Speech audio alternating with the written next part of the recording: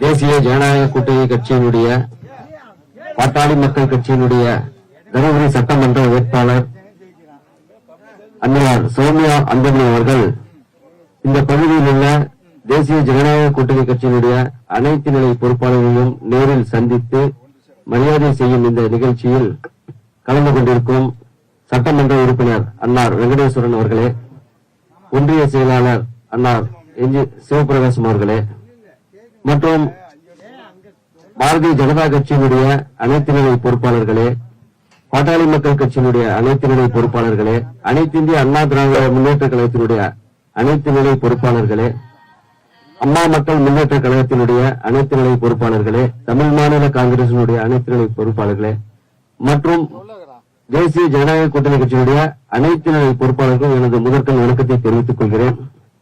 தருமபுரி மாவட்டத்தை பொறுத்தவரைக்கும் 5 சட்டமன்றங்களும் தேசிய ஜனநாயக கூட்டணி கட்சியினுடைய வேட்பாளர்கள் தான் வெற்றி என்பது உறுதி செய்யப்பட்டுவிட்டது. அந்த வகையிலே தருமபுரி மாவட்டத்தில் தருமபுரி சட்டமன்றத்தை பொறுத்தவரையில் அண்ணன் அன்புமணி அவர்கள் பல்வேறு நலத்திட்டங்களை நமக்கெல்லாம் கொடுத்திருக்கிறார்கள். தற்போது கூட பார்த்தீங்கன்னா இந்த தொப்பூர் கணவாயில அடிக்கடி விபத்து ஏற்பட்டது.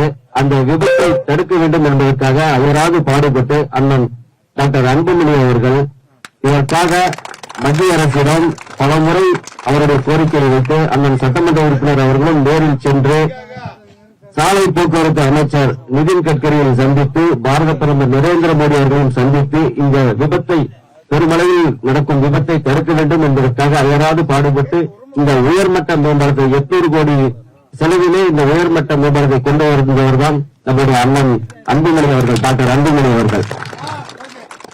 தருமபுரி மாவட்டத்தை பொறுத்தவரைக்கும் மக்களுடைய பல பிரச்சனைகளை போராட்டங்கள் மூலம் இருக்கின்ற நம்முடைய ஆட்சியாளர்களிடம் பல போராட்டங்களை நடத்தி வெற்றியை கண்டவர் தான் நம்முடைய டாக்டர் அன்புமணி அண்ணன் அவர்கள். அதே போல இந்த தீய சக்தி திமுக 5 ஆண்டு ஆட்சி காலத்துல என்னென்ன மக்களுக்கு தீங்கை செய்தார்கள் என்று நமக்கெல்லாம் தெரியும். இளைஞர்களுடைய வாழ்க்கையை கேள்விக்குறியாக்கிவிட்டார்கள். எங்கு பார்த்தாலும் போதை கலாச்சாரம், கஞ்சா, அது மட்டுமா கிட்டத்தட்ட தருமபுரி மாவட்டம் விட 500 சந்து கடைகள் இருக்கிறது என்று சொல்கிறார்கள்.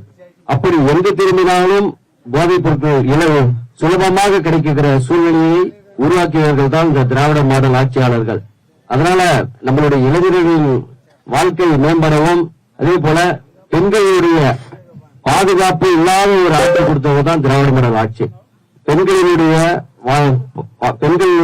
பாதுகாப்பை ஏற்படுத்திடவும் நல்லாட்சி வழங்குகிற நம்ம 2026 சட்டமன்ற தேர்தலில் நல்ல ஆட்சி நமக்கு வரணும்னா அண்ணன் எடப்பாடியார் அவர்கள் முதலமைச்சராக மட்டுமே இந்த தமிழகத்தையும் தமிழக மக்களையும் காப்பாற்ற முடியும் என்று கூறிக்கொண்டு அன்னையார் அவர்களுக்கு நம்ம தருமபுரி சட்டமன்றத்தில் பெருவாரியான வாக்கு வித்தியாசத்தில் வெற்றி பெறச் செய்து எதிர்க்கட்சியை சார்ந்த வேட்பாளரை டெபாசிட் இழக்க செய்ய வேண்டும் என்று கேட்டுக்கொண்டு எனக்கு வாய்ப்பளித்தமைக்கு நன்றி கூறி விடைபெறுகிறேன். நன்றி, வணக்கம்.